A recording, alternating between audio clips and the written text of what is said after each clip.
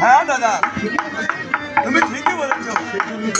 এই জন্য তো ওই ভগবানের বিনা অনুমতিতে কেউ এই পদে প্রবেশ করতে পারবে না।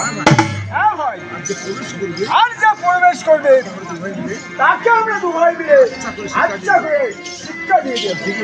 ঠিকই বলেছ দাদা, তুমি ঠিকই বলেছ দাদা।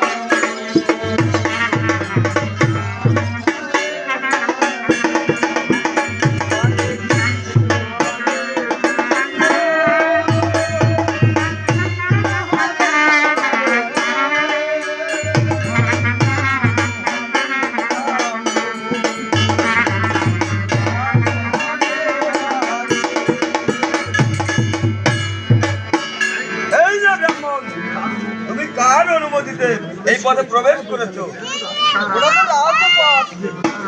ওই পথে আসতে গেলে আবার কার অনুমতি নিতে হবে দেখেছো?